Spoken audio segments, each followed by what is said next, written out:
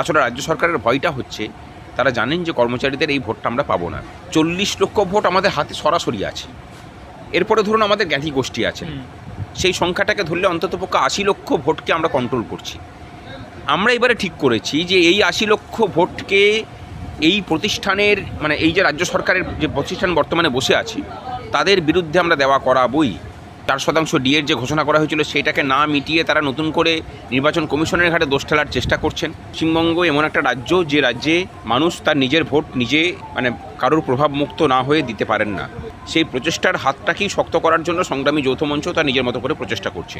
তাহলে তার ঘাড়ে যখন দায়টা আছে তাহলে তারা কেন দায় নিচ্ছেন না? কেন ভোটকর্মীদের যে ভোট গ্রহণ কেন্দ্রগুলো বিভিন্ন ট্রেনিং সেন্টারে হচ্ছে সেই ট্রেনিং সেন্টারগুলোতে চূড়ান্ত অব্যবস্থা চলছে এবং লক্ষ্য একটাই, যাতে করে সরকারি কর্মচারীরা ভোট দিতে না পারেন। এর মূলে কে আছে? এর মূলে আছে এই রাজ্য সরকার। বিচার ব্যবস্থার মধ্যে কোনো অস্থায়ী কর্মচারী রাখার কোনো প্রভিশনও নেই, তার সত্ত্বেও সমস্ত রকম আইনকে বুড়ো আঙুল দেখিয়ে এই সরকারটা সেটা করে যাচ্ছে। দাদা, সংগ্রামী যৌথ মঞ্চের তরফ থেকে আজকে সিইও দপ্তরে ডেপুটেশন জমা দিলে মূলত কী নিয়ে ছিল এই ডেপুটেশন? ডেপুটেশন ছিল মূলত ভোট প্রক্রিয়াকে স্বচ্ছ করার জন্য। আমরা জানি যে পশ্চিমবঙ্গ এমন একটা রাজ্য যে রাজ্যে মানুষ তার নিজের ভোট নিজে মানে কারোর প্রভাব মুক্ত না হয়ে দিতে পারেন না। সংখ্যাটা খুব কম যারা নির্ভয়ে নিজের ভোটটা নিজে দিতে পারেন। সেই ব্যবস্থার বদল চাই আমরা, এবং সেই জন্য নির্বাচন কমিশন এবারে যে প্রচেষ্টা শুরু করেছে সেই প্রচেষ্টার হাতটাকেই শক্ত করার জন্য সংগ্রামী যৌথ মঞ্চ তার নিজের মতো করে প্রচেষ্টা করছে। সেই বিষয়টাকে মানে সেই নিয়ে বিশেষ বিভিন্ন পরিকল্পনা ছিল, সেগুলোকে আলোচনা হয়েছে। তার থেকে বড় বিষয় ছিল যে ভোটকর্মী যারা অন্য মানুষের এই গোটা ভোট প্রক্রিয়াটাকে চালু করে নিয়ে যাচ্ছেন। আমরা দীর্ঘ দশক ধরে দেখছি এই ভোটকর্মীদের মানে ভোটাধিকারটা যেন খুব গুরুত্বপূর্ণ নয় কারোর কাছেই, সেটা রাজনৈতিক প্রতিষ্ঠানগুলোর কাছেও, সেটা ঠিক একই রকমভাবে মানে কমিশনের কাছেও। সেই কথা আমরা সরাসরি বলেওছি এবং আমরা এবারে স্লোগানও তুলেছি, নো ভোট নো ডিউটি। ভোটকর্মীরা যদি ভোট দিতে না পারেন, সেটা রিটার্নিং অফিসার হোক, সেটা এইআরও হোক, সেটা এআরও হোক, যার গাফিলতিতেই হোক না কেন, তারা কিন্তু ভোট নিতে যাবেন না। সেই বিষয়ে আমরা দৃঢ় প্রতিজ্ঞ এবং আমরা একটা নির্দিষ্ট ছক মেনেই আমরা এগিয়ে চলেছি। নির্দিষ্ট ফরম্যাট আমরা করেছি, সেই ফরম্যাটে আমরা মেল করছি ডিইও থেকে শুরু করে সিইও থেকে শুরু করে আরও রিটার্নিং অফিসার সবাইকেই। এবং আমরা সেকশন 20 পিপলস রিপ্রেজেন্টেটিভ অ্যাক্ট 1961 এই জায়গাতে দাঁড়িয়ে সেখানে যেমন পরিষ্কার লেখা আছে যে ভোটকর্মী যারা পোস্টাল ব্যালট দেবেন তারা P-7 থেকে রিটার্নিং অফিসারের কাছে যদি পোস্টাল ব্যালট ইস্যু না হয়ে থাকে তার আবেদন করলে পরে তিনি ব্যবস্থা করে দিতে বাধ্য। তাহলে তার ঘাড়ে যখন দায়টা আছে, তাহলে তারা কেন দায় নিচ্ছেন না? কেন 20% মতো কর্মচারী এবং পুলিশ কর্মী তারা এখনও পর্যন্ত নিজের ভোটটা নিজে দিতে পারলেন না? এটা একটা বিষয়। দ্বিতীয় হচ্ছে যে ভোটকর্মীদের যে ভোট গ্রহণ কেন্দ্রগুলো বিভিন্ন ট্রেনিং সেন্টারে হচ্ছে সেই ট্রেনিং সেন্টারগুলোতে চূড়ান্ত অব্যবস্থা চলছে এবং লক্ষ্য একটাই, যাতে করে সরকারি কর্মচারীরা ভোট দিতে না পারেন। এর মূলে কে আছে? এর মূলে আছে এই রাজ্য সরকার। এখন কথা হতে পারে যে ভোট তো পরিচালনা করছে নির্বাচন কমিশন, সরকারি লোক কোথা থেকে? আসলে নির্বাচন কমিশনের নিজস্ব তো কোনো লোক নেই। রাজ্য প্রশাসনটাকেই নির্বাচন কমিশন নিজের আন্ডারে নিয়ে পড়ে তাদেরকে দিয়ে কাজ করায়। পশ্চিমবঙ্গের ক্রাইসিসটা হচ্ছে এই জায়গাটাতে যে পশ্চিমবঙ্গে এমন একটা সরকার এখানে আছে যারা এই গোটা প্রশাসনিক ব্যবস্থাটাকে চূড়ান্তভাবে দলীয় রাজনীতিকরণ করে ফেলেছেন। এই দলীয় রাজনীতিকরণ করে ফেলার ফলে যেটা অসুবিধাটা হচ্ছে, নির্বাচন কমিশন চাইলে পরেও কোনো কাজ তার নিজের মতো করে স্বচ্ছভাবে করাতে পারছে না। এই জায়গাতে সীমাবদ্ধতা তৈরি হচ্ছে, যে কারণে আবেদন করার পরে পোস্টাল ব্যালট ইস্যু হয়নি। হয়তো 5খানা অ্যাসেম্বলির ভোট একটা রুমের মধ্যে একটা টেবিলের মধ্যে হচ্ছে, গালা সিল থাকছে না, সিল করতে দিচ্ছে না, পোস্টাল ব্যালট দিলেও খাম দিচ্ছে না। এরকম বহুবিধ অসুবিধা, এই সমস্ত প্রতিকূলতাকে পার করেও কর্মচারীরা মহা উৎসাহের সাথে ভোট দেওয়া শুধু নয়, এই গরমের মধ্যে 4 ঘন্টা 5 ঘন্টা অপেক্ষা করে ভোট দিচ্ছেন। আসলে রাজ্য সরকারের ভয়টা হচ্ছে তারা জানেন যে কর্মচারীদের এই ভোটটা আমরা পাবো না, কিন্তু একটা ক্যালকুলেশনের জায়গাতে তাদের ভুল হচ্ছে কোথাও। কর্মচারী পেনশনারদের যে সংখ্যা, সরাসরি সংখ্যাটা হচ্ছে 10 লাখ প্লাস। এরপর অস্থায়ী কর্মচারীরা আছেন, তাদের পরিবার পরিজনরা আছেন। সরাসরি আমাদের হাতে 40 লক্ষ ভোট আমাদের হাতে সরাসরি আছে। এরপরে ধরুন আমাদের জ্ঞাতি গোষ্ঠী আছেন, সেই সংখ্যাটাকে ধরলে অন্ততপক্ষে 80 লক্ষ ভোটকে আমরা কন্ট্রোল করছি। আমরা এবারে ঠিক করেছি যে এই 80 লক্ষ ভোটকে এই প্রতিষ্ঠানের মানে এই যে রাজ্য সরকারের যে প্রতিষ্ঠান বর্তমানে বসে আছে তাদের বিরুদ্ধে আমরা দেওয়া করাবই। এর কারণটা হচ্ছে অনেক রকম। সুপ্রিম কোর্ট যে রায় দিয়েছিল সেই রায় মেনে এখনও পর্যন্ত গ্রান্ট ইন এড খাতে যারা চাকরি করেন তাদেরকে বকেয়া মেটানো হয়নি।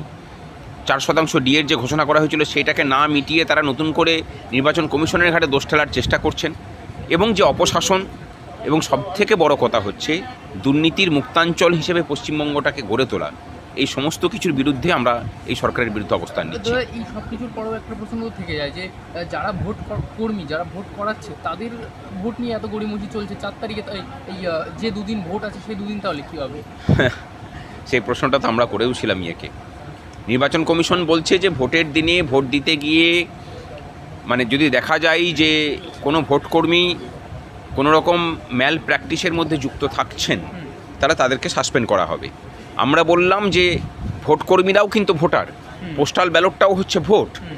তাহলে পোস্টাল ব্যালটের ভোট নিয়ে যারা দুর্নীতি করছেন, বিশেষ করে জেলা শাসকরা, মহকুমা শাসকরা, বিডিওরা, তাদের বিরুদ্ধে কমিশন খড়গহস্ত হবে কিনা। তারা বলেছেন যে নির্দিষ্টভাবে আমাদের কাছে অভিযোগ দিন, কোথায় কোথায় গোলমাল হয়েছে, তারা কারা কারা যুক্ত ছিল, আমরা তাদের বিরুদ্ধে ব্যবস্থা নেব। দাদা, এই কিছুদিন আগে কল্যাণ বন্দ্যোপাধ্যায় শাসক দলের আইনজীবী তথা সাংসদ তিনি হাইকোর্টে গেছিলেন, যে তিনি অভিযোগ করেছেন তৃণমূলের 800 জন লোকের নাম নাকি ইলেকশন কমিশনের কাছে আছে, তাদের গ্রেফতার করা। এই বিষয়টা কি কোনো গুরুত্ব দিয়ে দেখছো তুমি? হ্যাঁ, গুরুত্ব বলতে এই সরকারটা তো বিগত 15 বছর ধরে লুম্পেন, মাফিয়া, সমাজবিরোধীদের রক্ষা কবচ হিসেবে কাজ করছে। ভোটের সময়ই বা সেটা ছাড়বে কেন? কারণ এই সমাজবিরোধীদেরকে দিয়েই তো পশ্চিমবঙ্গবাসীকে শাসন করা তাদের মূল উদ্দেশ্য। যারা বাঙালি অস্মিতার কথা বলে, এই 800 জন তৃণমূলী দুষ্কৃতীদের মধ্যে কত শতাংশ অবাঙালি আছে বা খবর নিয়ে দেখুন। তাহলে এই অবাঙালি দুষ্কৃতীদের দিয়ে যারা বাঙালিদেরকে শাসন করে, তারা আবার যখন বাঙালি অস্মিতার কথা বলে, তখন আমার মনে হয় যে মানে বাঙালি জাতির যদি তারপরেও এদের প্রতি ভরসা থাকে, তাহলে তাদের মানে বেঁচে থাকারই অধিকার নেই, তাদের সলিল সমাধি হওয়া উচিত।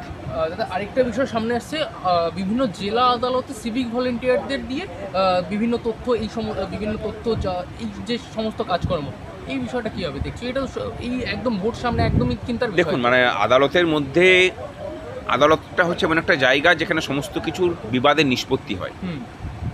সেই জায়গাতে যদি সিভিকদের নিয়োগ করা শুরু হয়, তাহলে আদালতের তথ্যের যে গোপনীয়তা থাকার প্রয়োজন, যে সংরক্ষণ হওয়া প্রয়োজন, সেটা কিন্তু থাকবে না। এবং বিচার ব্যবস্থার মধ্যে কোনো অস্থায়ী কর্মচারী রাখার কোনো প্রভিশনও নেই। তার সত্ত্বেও সমস্ত রকম আইনকে বুড়ো আঙুল দেখিয়ে এই সরকারটা সেটা করে যাচ্ছে।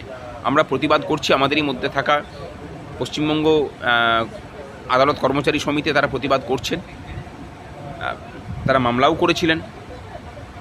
আমরা আশা করি যে হাইকোর্টও এক্ষেত্রে দৃষ্টান্তমূলক পদক্ষেপ গ্রহণ করবে এবং এই জুডিশিয়ারিতে যেসব শূন্য পদ পড়ে আছে, হাজার হাজার শূন্য পদ, সেই পদ পূরণের জন্য তারা সরকারকে আবার করে চাপ দেবেন। দাদা, একটা শেষ প্রশ্ন, তোমরা বারবার ডেপুটেশন জমা দিচ্ছ সিইও দপ্তরে, এর পরেও গিয়ে কোথাও কি মনে হচ্ছে যে এবার তাহলে একটু শান্তিপূর্ণ ভোট এই বাংলায় অন্তত হবে? আমরা আশাবাদী। নির্বাচন কমিশন তো আর আমাদের থেকে ভিন্ন কিছু নয়, আমরাও নির্বাচন কমিশনেরই অংশ। আমরা সকলে মিলে নির্বাচন কমিশন। সেই জায়গায় দাঁড়িয়ে আমরা দৃঢ় প্রতিজ্ঞ যে বুথের ভিতরে এবং বাইরে সমস্ত রকমের মানে বিষয়গুলোকে কন্ট্রোল করে মানুষ যাতে নিজের ভোট নিজে দিতে পারে, তার জন্য যে পরিস্থিতি তৈরি করা প্রয়োজন, আমরা তৈরি করার সমস্ত রকম প্রচেষ্টা চালিয়ে যাব। না, পোস্ট পোল ভায়োলেন্স একটা বড় বিষয় পশ্চিমবঙ্গের ভোটে গেছে, সেই বিষয়ে কিছু ভাবছো তুমি? পোস্ট পোল ভায়োলেন্স নিয়ে আমরা এর আগেও লোকসভাতেও কথা বলেছিলাম। এর আগের লোকসভাতে কি হয়েছিল, অন্ধ্রপ্রদেশে পোস্ট পোল ভায়োলেন্সের জন্য 3টে জেলার, অন্ধ্রপ্রদেশের 3টে জেলার জেলা শাসক এবং পুলিশ সুপারকে নির্বাচন কমিশন চাকরি থেকে বরখাস্ত করে তাদের বিরুদ্ধে মানে ডিপার্টমেন্টাল প্রসিডিংস চালু করেছিল। তা আমরা নির্বাচন কমিশনে গিয়ে পরে বলেছিলাম যে একই নির্বাচন কমিশনের আন্ডারেই তো পশ্চিমবঙ্গেও ভোট হচ্ছে, সেটা যদি অন্ধ্রপ্রদেশের মতো দৃষ্টান্ত যদি এখানে স্থাপন করতে হয়, তাহলে ভোটের পরে পশ্চিমবঙ্গের একজন ডিএম এসপিও তার নিজের পদে থাকার কথা নয়, তাদের সকলেরই সাসপেনশন হওয়ার কথা। হয় না সেখানে, একই কমিশন কিন্তু দুই জায়গায় দুই রকম ভূমিকা তারা পালন করেন। দেখা যাক ভবিষ্যতে কী করে।